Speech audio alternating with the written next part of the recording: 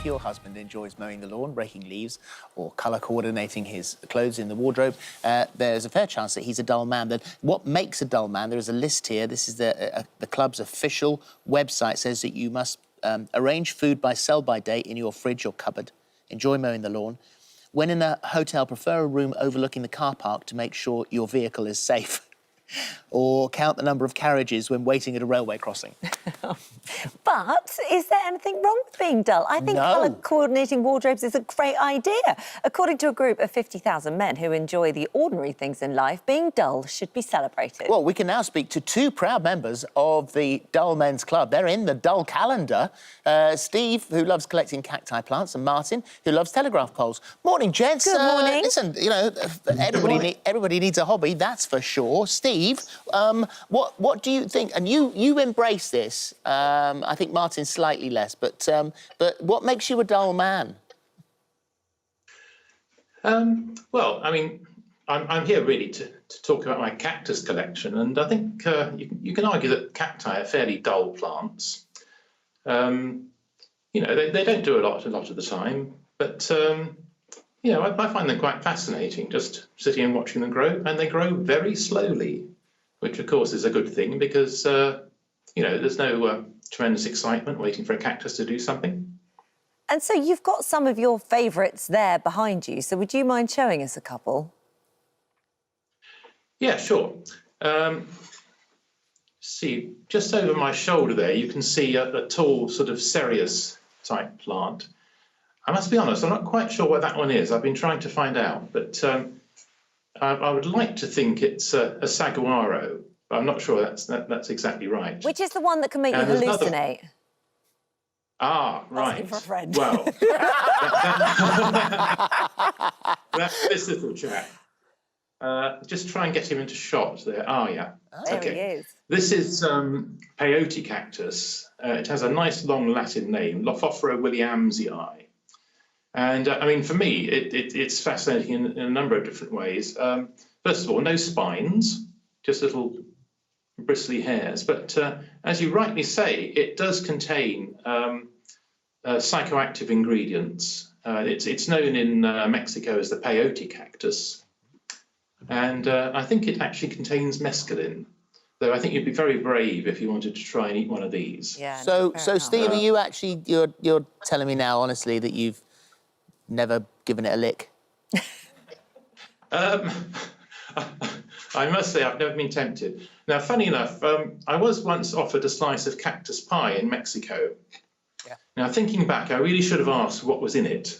But I'm pretty sure it wasn't one of these things because I felt fine afterwards. Ah, that's so damn. The thing I had is, cactus soup. Have you? Cactus soup in Peru. Was it nice? Yeah, it was really very green. Was it? Was it? Very green. The thing is about all of these sort of hobbies and whether people think they're dull or not. The thing is, you've kind of had the last laugh on this because whilst everybody's been sitting at home not knowing what on earth to do with themselves, you're surrounded by your love and passion and interest. So lockdown's been better for you than for most.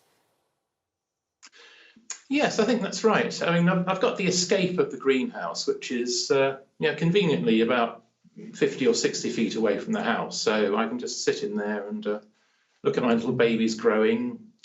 And, you know, while we're all sort of thinking about, you know, the horrible things that are going on in the world, I can get on with different sorts of pursuits. You know, I mean, just like growing cacti from seed, that feels like an opportunity to think about the future rather than, you know, dwelling on the rather worrying present at the moment. Thinking about the way these plants are going to grow. Is your wife Anne quite pleased you're out the house and down in the greenhouse? I think she's very happy to get me out of the house once in a while. Apparently, I get under her feet from time to time. Oh, I can't imagine. Steve, never. Right, we've got Martin as well. That was fun. Let's chat to Martin. Hi, Martin. So you have a different interest, and yours is telegraph poles, and your appreciation started when you were about 8 years old, actually, very young. So what happened there? Well, I'd stare out of my across the fields at home in sort of North Wales, and would see the poles just wandering off into perspective infinity. And they seem like the pirouetting dancers as they embrace the countryside. They stand silent, sentinel above us all, and nobody ever gave them a thought.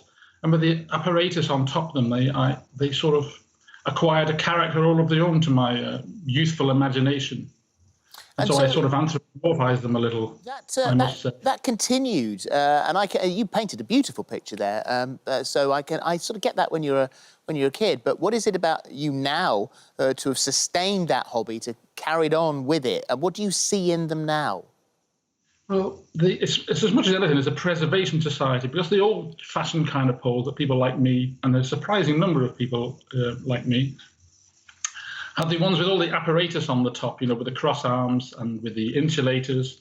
And from days of yore, really, they were a ubiquitous part of our landscape once upon a time. But as these poles, they last about 100 years, as they rot gradually, they're replaced with sort of vanilla mono poles, really, that are not terribly exciting, I have to confess. But they're tall, wooden, sticky uppy. They've got wires coming out the top, which is our mantra. So we appreciate them anyway.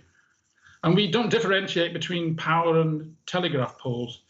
Now, they're called telegraph poles, but really the last telegraph was actually sent in the 1930s. We're really talking about telephone poles. So telephone poles carry, the thin little bit of electricity with your voice in it to anti-Mabel. But the electric poles carry the stuff that burns your toast of a morning. But we appreciate them all. We don't distinguish between them. So you, obviously you are, I think you're November, aren't you, in the Dullest Men calendar? Yeah. But you're sort of arguing that... Sorry? What an achievement. It's the pinnacle. I've made it. I'm Mr. November. And I'm 2 months ahead of Steve there. What month very are close you, Steve?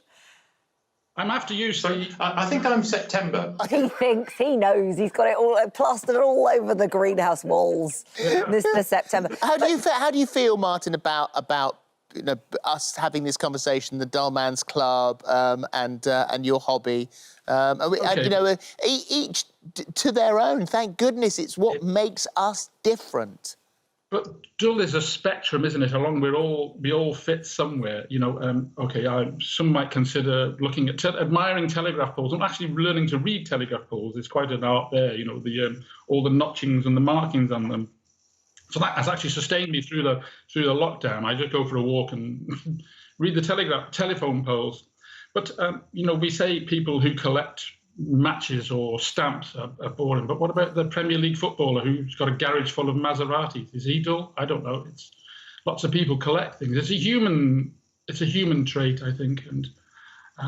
But to some who actually, I think the people who don't collect are the dull ones. But I'm not going to tell Lee Carlson that, the guy who's behind the Dull Men's Club, because he might throw me off. It's been lovely talking to you guys. It really has. Thanks for joining us today. Thank you very much indeed. And you can buy the Dull Men's Club calendar on the website.